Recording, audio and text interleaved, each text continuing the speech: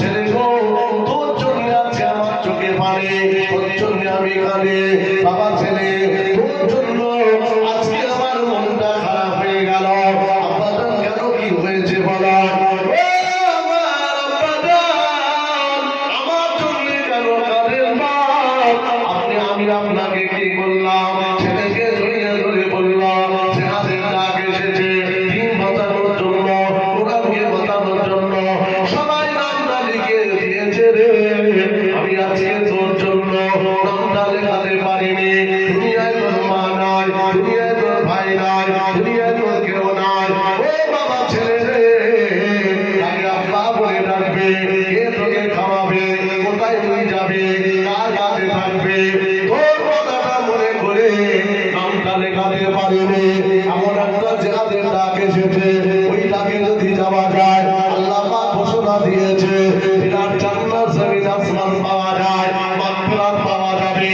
ও বাবা ছেলে রে, বাঁচে তোর জন্য আমি না যেতে পেরে আমার চোখ দিয়ে পানি গড়িয়ে যায়, মনে বড় কষ্ট হয়। ছেলে বাপের মুখে চুমা দিয়ে আর বাপকে বাপের চোখের পানি মুছিয়ে দিয়ে বাপকে বলতেন আব্বাজান চিন্তা করবেন না, ও আমার আব্বাজান চলে যান, আপনি নামটা লিখিয়ে দেন।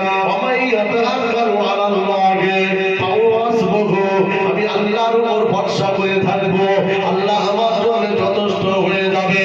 ও আমার আব্বাজান, আপনি গিয়ে নামটা লিখিয়ে দেন, এখন অপর ছাড়া যাবে না। বাপের মনটা যেন খুশি হয়ে গেল। ছেলেকে কোলে করে নিয়ে আমার রাসূলুল্লাহ দরবারে গিয়ে নামটা লেখাতে লাগলো। ইয়া রাসূলুল্লাহ, আমার নামটা লিখে দেন, আমি উহুদের ময়দানে আমি যুদ্ধ করতে যেতে চাই। বলুন, সবাই বলেন। ছেলেকে নিয়ে চলে গেল নবীর দরবারে। শুনছেন?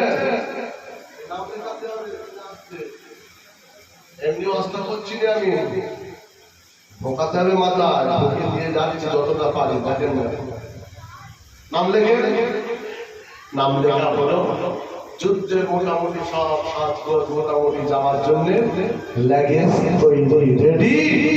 বললেন বাবা এবারে এগোতে হবে, চলো চলো।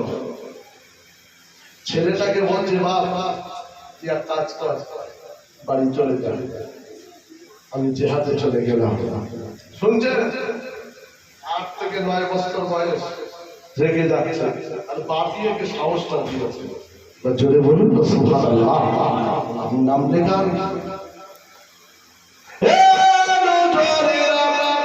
ছেলে রাসূলুল্লাহ দরবার থেকে বাড়ির দিকে রওনা দিয়েছে গো।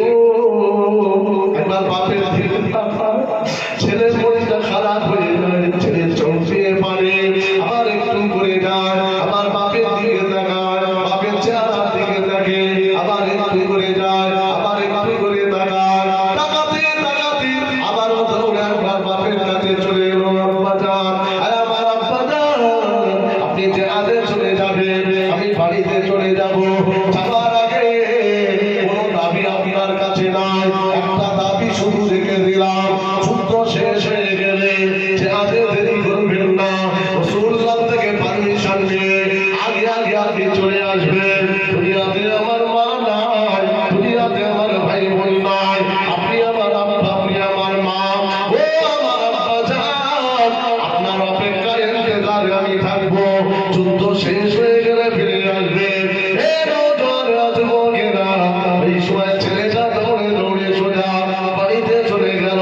বাড়ির দরজা বন্ধ করে বিছানায় শুয়ে একবার এদিক একবার ওদিক আব্বা আব্বা বলে কাঁদতে লেগেছে।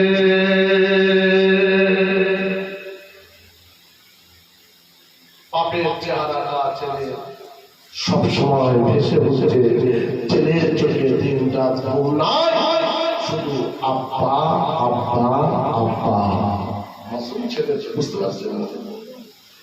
রাসূলুল্লাহ জেহাদে চলে গেল, জেহাদ শেষ।